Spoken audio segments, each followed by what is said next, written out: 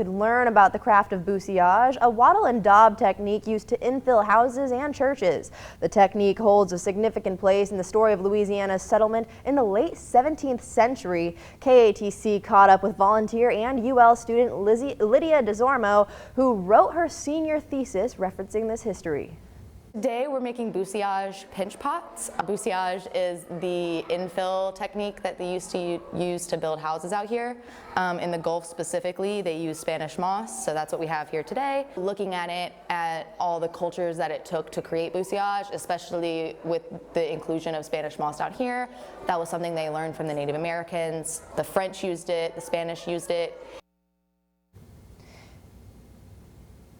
You know, there were people coming in today, signing in, thinking about the butterflies. They're like, oh, I'm almost in tears, but I'm so glad I'm here.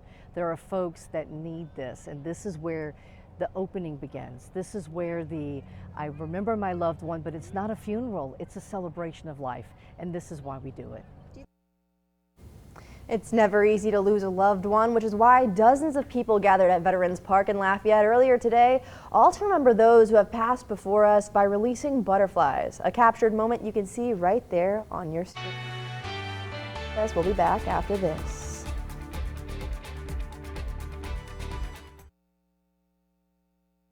From the KATC Weather Lab, here's Bradley's forecast.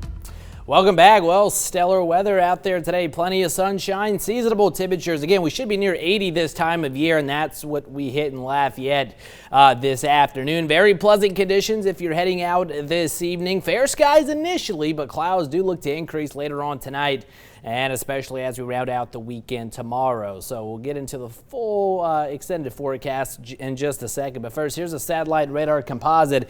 And again, it's what we call severe clear today. Plenty of blue skies, very comfortable conditions, low humidity out there. So hopefully you had the chance to enjoy it. Now, if you look back to the west, we do have a disturbance here that's actually producing some showers and storms across Texas, and a piece of that is essentially going to be pushing through and passing on by tomorrow, so that's going to help to increase the cloud cover, although the main impulse with this system is going to be bypassing us off into the Gulf of Mexico. So again, very pleasant conditions this evening.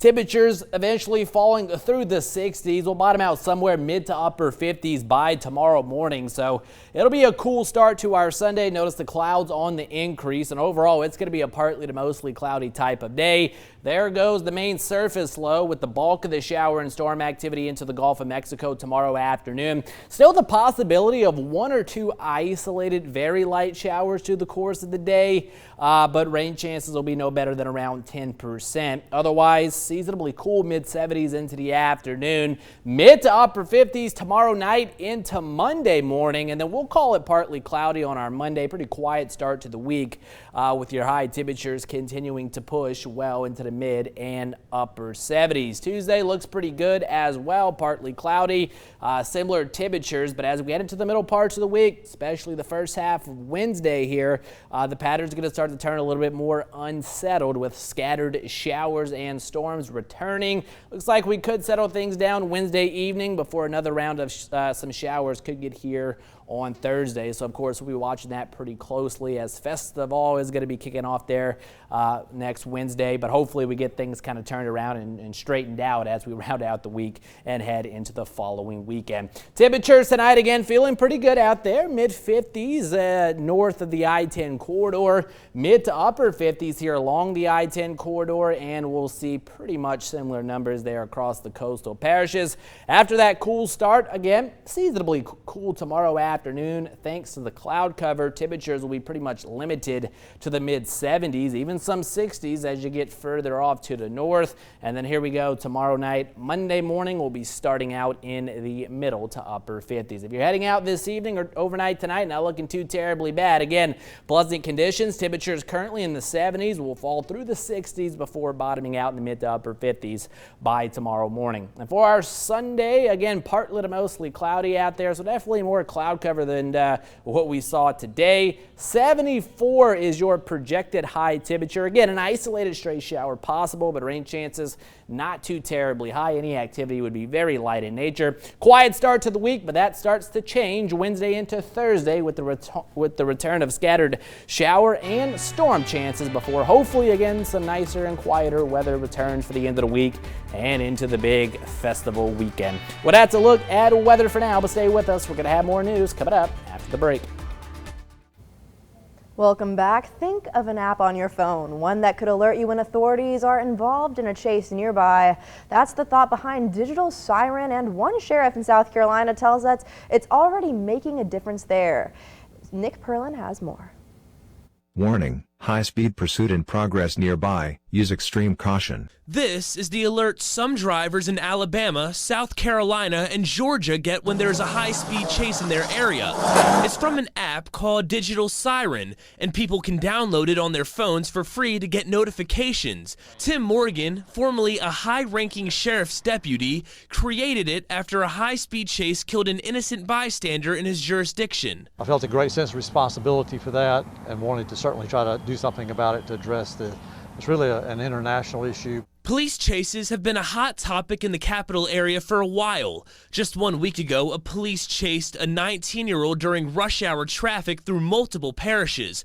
Watch as a line of cop cars drive around traffic on Airline Highway. It's the latest in a series of pursuits that have people questioning whether it's worthwhile. 5 people, including 2 police officers, have died in recent months as a result of these chases. It's why State Rep Edmund Jordan proposed a bill that would hold agencies financially responsible for any harm caused by a pursuit. The longer that we delay this, unfortunately, the more we put people at risk. While Jordan doesn't want to do away with police chases completely, he hopes to discourage them. Morgan says this technology may be a better solution.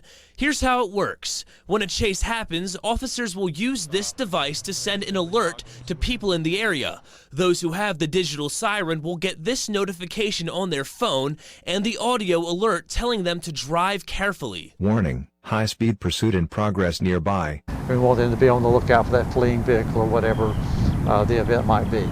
This is a simulated police chase in Atlanta. The blue circle shows all the people in a 2-mile radius getting an alert. Watch as the circle moves with the chase, alerting more people. Mike Crenshaw is the sheriff in Oconee County, South Carolina. He says they have used Digital Siren for about 5 years with great success. We do feel like we're keeping our citizens safer and keeping them more alert when we unfortunately have to pursue someone. But it does raise questions if getting an alert like this on their phones would spook drivers and create another distraction. Crenshaw says that's not a problem since you won't need to look at your phone to get the alert. This is not an alert that's digital. It's an audible alert. So it's like a voice comes over your phone and tells you you're within a area of a high-speed pursuit. Thanks for sticking with us. The Supreme Court keeping the status quo on the abortion drug mifepristone, at least for now. The High Court granting a full stay of a lower court order from a judge in Texas over the FDA's approval of the pill. ABC's Elizabeth Schulze has the latest details. The Supreme Court putting a pause on rulings from 2 lower courts that would have severely restricted access to mifepristone, a medication the CDC says is used in more than half of U.S. abortions. Conservative Justices Samuel Alito and Clarence Thomas dissented, indicating they would have let the restrictions go into effect. Abortion rights advocates and the pharmaceutical industry relieved by the High Court's decision. President Biden saying in a statement, "I continue to stand by FDA's evidence-based approval of mifepristone. The stakes could not be higher for women across America." The senior counsel for Alliance Defending Freedom, which filed the lawsuit in Texas challenging the FDA approval of mifepristone, responded in a statement saying, "We look forward to a final outcome in this case that will hold the FDA accountable."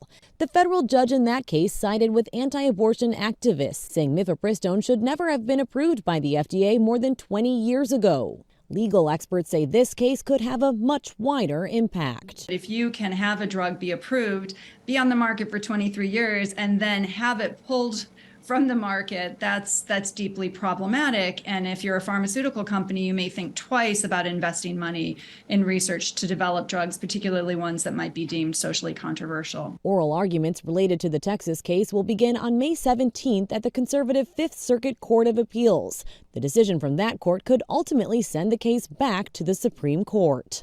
Elizabeth Schulze, ABC News, Washington. Don't go anywhere. Sports with Megan Glover is up next. Stay with us. It's time for sports with KATC's Megan Glover. And just like that, we're already back to the gridiron for the LSU Tigers hosting their annual spring game today. It's another brick to add to their winning foundation of the Brian Kelly era. This is the second spring game under head coach Brian Kelly, and this year had more fireworks after the very first play. Jaden Daniels finds Kyron Lacey with a spectacular one-handed grab, OBJ. Then the former UL star takes it for the rest of the way for 70. That's a 70-yard touchdown from Lacey, and that's how you start the party. The offense was white and the defense was purple in the contest, and the purple would get the upper hand on this play. Freshman Whit Weeks with the pick six, a freshman Ricky Collins scoring the unusual in this game, but not that touchdown. In the start of the second half coming up, Garrett Nussmeier, who already had one touchdown on the day, adds another thanks to Landon Abeda, who takes it to 70 yards on the first play. And the final score not really matters here, but sports director Seth Lewis has more on his observations from the game. Hey, Seth. Well, Megan, I don't think anything says spring game quite like the contest ending in a tie 32-32 between the purple and white. But there was some impressive moments in this contest, especially from quarterback Jaden Daniels, who went 10 of 11 for 168 yards and 2 touchdowns, and looks ready to take that next leap in his progression. You know, we think he is committed to being the best quarterback in the country. We've seen that in his work ethic.